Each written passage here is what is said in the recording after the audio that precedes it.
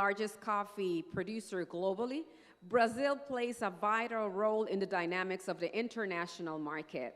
In the next presentation, we will examine coffee production in Brazil, its impact on exports, and the challenges that it faces in global trade.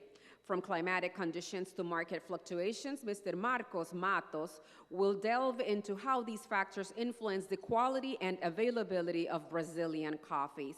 He will share as well the strategies that producers are implementing to adapt to a changing landscape and how these decisions affect the industry as a whole. Why don't we receive with a round of applause Mr. Marcos Matos, CEO of Secafé.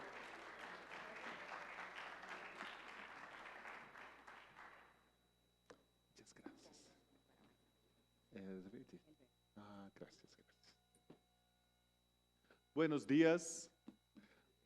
Muitas graças a Sintercafé, Arnoldo, Noélia. É uma grande oportunidade estar aqui. 35 anos de êxito como dos eventos cafetaleiros mais importantes. Muitas graças for that opportunity. Para falar mais sobre cafés de Brasil, como estamos trabalhando na agenda de la sustentabilidade, qualidade, diversidade e competitividade. I have to shift it to English, guys. For us, I'd like to show some information from Brazil, our agenda on sustainability. That's important to mention that Brazil is the biggest producer, the biggest exporters, and the second consumer in the world. Our productivity increased for 100% in the last decades, and in our planted area decreased 55%. The best agronomic practices, the research, development, and the farmers, they are doing a very good job on farm. This is interesting that Pedro Ronca mentioned yesterday in a very interesting panel that the average size of coffee farmers in Brazil is 7 hectares. In fact, 72% of our farmers, 265,000 farmers, they are below 20 hectares. It's a family agriculture for our scale, we do understand. But 78% access PRONAF. PRONAF is the rural credit focused on family agriculture. So it is a social impact in Brazil. Environmental, economic, and social impact. As Secafé, the Brazilian Coffee Exporters Council, we represent 96 to 97% of Brazilian exports, coffee exporters, to 150 countries in the last years. Nowadays, it includes 126 members, cooperatives, global companies, and national companies. It's important to remember that the exports in Brazil, we are breaking records, and our internal consumption is 22 million bags. It's so important to the market, the balance, production, exports, and internal consumption. I bring some information here. It's very important to highlight that Brazil, Costa Rica, Colombia, we have a lot of forests in our territory. It demands a lot. It's an opportunity, of course, as a climate condition to mitigate climate anomalies, but at the same time, a huge responsibility facing new regulations. I put here some information because Brazil is a continental country. We have 36 producing regions, a variety of climate conditions, production systems, soils, diversity is so high. 66% of our territory are forests. So there are a lot of forests to manage, to control, to audit, to inspections. Half of that, 33%, are forests inside the rural properties. Can you imagine how the level of responsibility for farmers, they are obligated to keep that in their rural properties. Nowadays, the Brazilian Forest Code, it's a very important framework. We spend decades to debate that. Nowadays, farmers, they have to preserve the environment inside the rural properties, and it depends on the biome. In Amazon, it's 80%. In Mata Atlântica, it's 20%. In Brazilian savanna, it's 35%. It's a huge responsibility, and it's important for the world as well.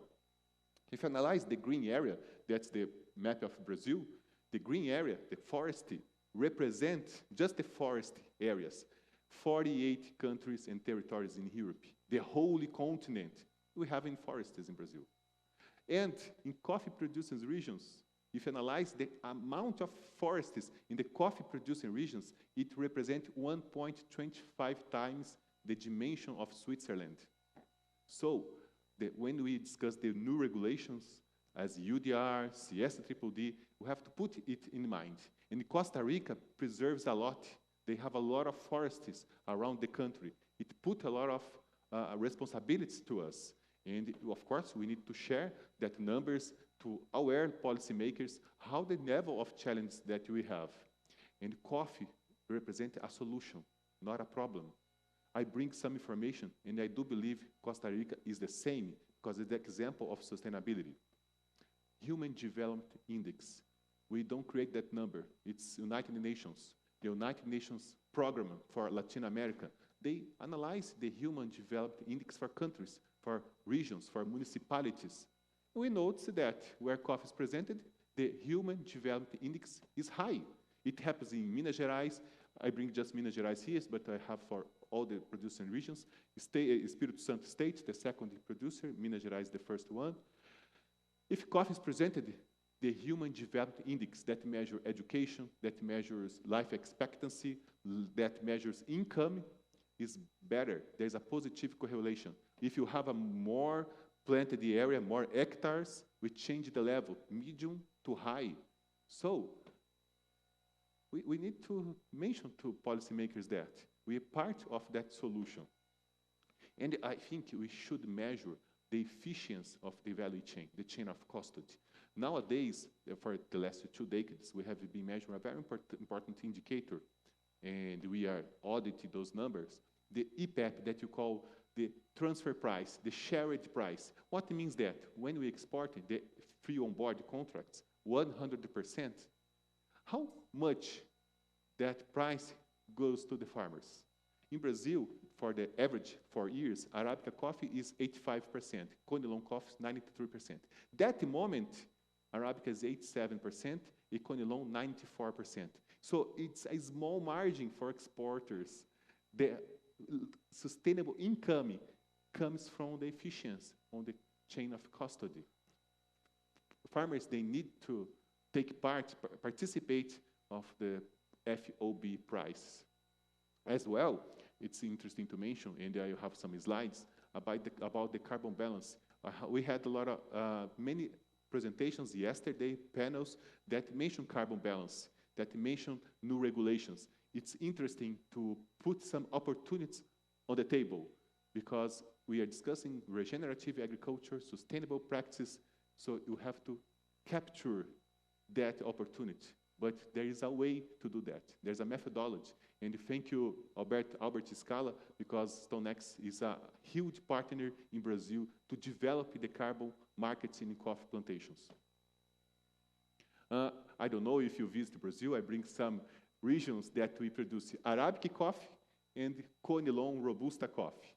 Just to know, Minas Gerais is the biggest producer in south of Minas, Cerrado Mineiro, Matas de Minas, Espírito Santo in the south of Espírito Santo.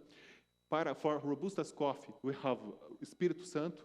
Espírito Santo produces Arabica and Robustas. Espírito Santo Robustas in the north is majority. Bahia, south of Bahia, and Rondônia state in the Amazon.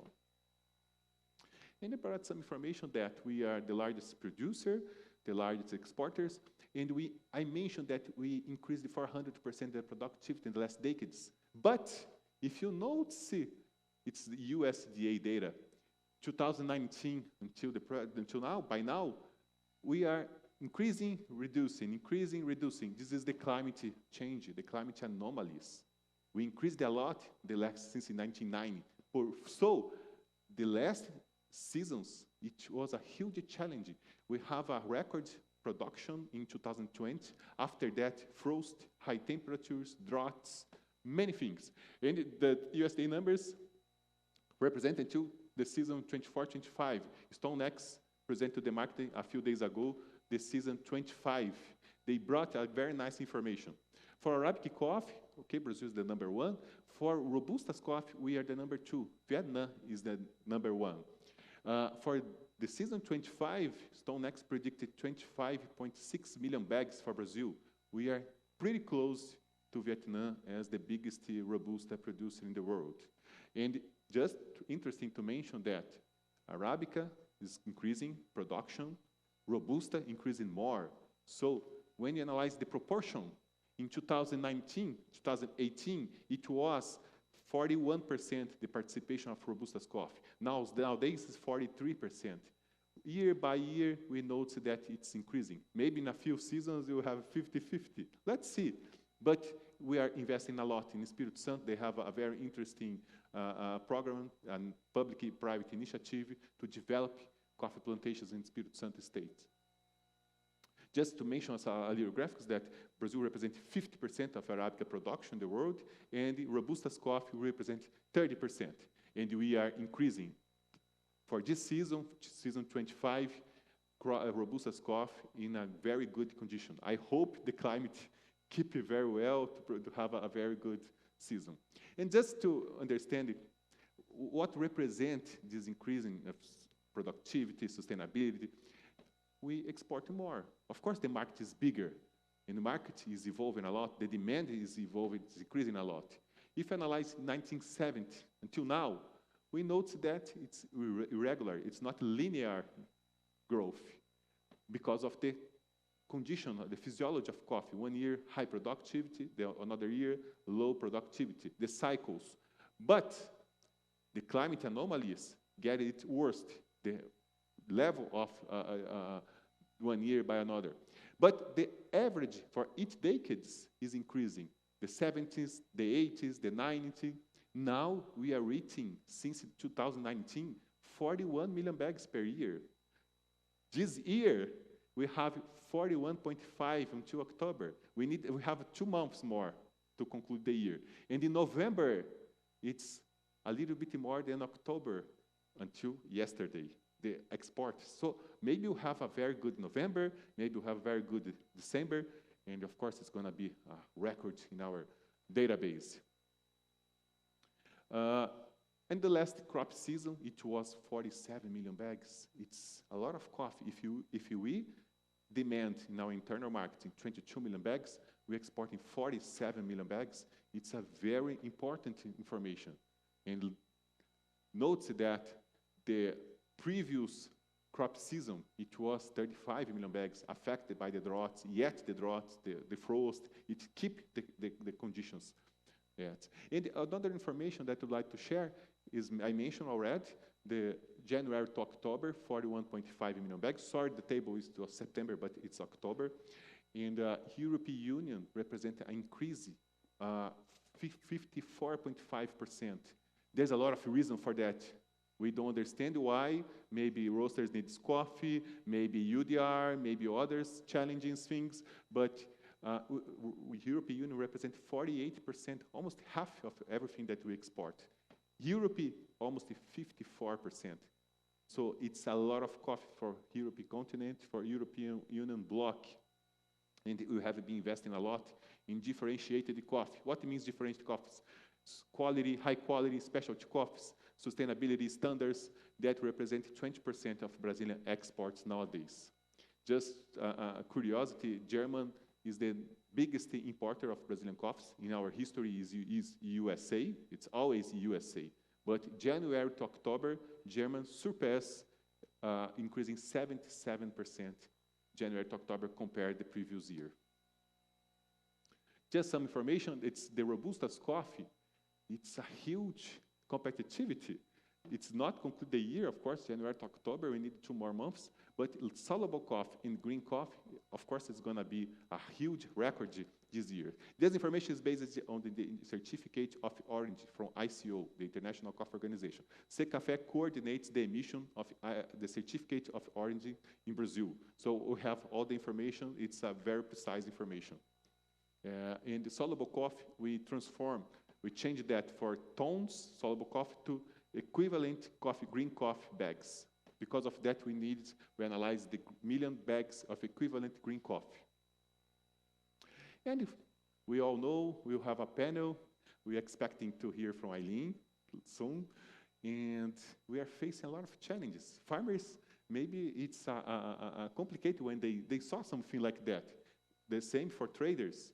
A lot of initiatives. The Green Deal in European Union is more than 60 regulations. Deforestations, zero deforestations, the UDR, the CSDDD, the 5455, the carbon emissions, the farm to fork. Inside the bloc, the same or similar regulations. In Germany, the due diligence social responsibility law. In France, other discussions in other countries as UK, the FRC, the forestry risk commodity is advancing. Even in USA, of course, there are politicians and new movements that it's going to change a lot. But the companies, the private sector, they assume the targets, they assume some to reduce the carbon emissions, to diversity, a lot of initiatives that causes are impacting the trade flow. Do that, we need to work together as a producing countries. We need to join our sector, our countries. It's an example of private-public sector in Brazil because there are many agricultural products included in UDR. So nowadays we have a huge debating through the Brazilian governments, the ministries, and the associations, soybean sector, cattle sector, the forestry, planted tree sector, the cocoa sector. And then we understand that we should prepare some initiatives, a pre-competitive platform to include all of our members that export to the European Union. Nowadays we have 52 members, cooperatives, global companies, national companies, in the same direction, the same methodology to provide information. We have a protocol nowadays, we call it multi-sector protocol for UDR compliance. Why I'm saying that? Because there will be a lot of protocols, right? CSDDD, another protocol. There will be probably, for carbon balance, for carbon, the C-bands, another protocols. We need integrated solutions. We have to show to policymakers that it doesn't make sense. UDR address deforestation, but include relevant legislation that includes social issues. CSDDD, it's social responsibility corporate legislation, the directive, but includes target emissions for carbon, that includes deforestation. So they overlays the demand of information. We need a more intelligent system to provide information. But nowadays, we have 50,000 farmers in our platform, almost the total farmers in Brazil. It's missing some information yet. We are analyzing all the farmers that are blocked. Nowadays, we have 2,000 problems or possible problems, and Solidariedade Foundation is analyzing one by one. It's a real deforestation, they are blocked. If not, they are included in the platform as possible to export to the European Union. One by one, until December, we will analyze the 2,000 problems that we have in Brazil. 2,000 in the number of 250,000 farmers. It's a lot. What it means when we say we're analyzing farmers, we're analyzing monitoring, social environment monitoring? It means we extracted the car and the geolocations. We analyze the deforestation using PRODES and MapBiomas. MapBiomas is a little bit more precise.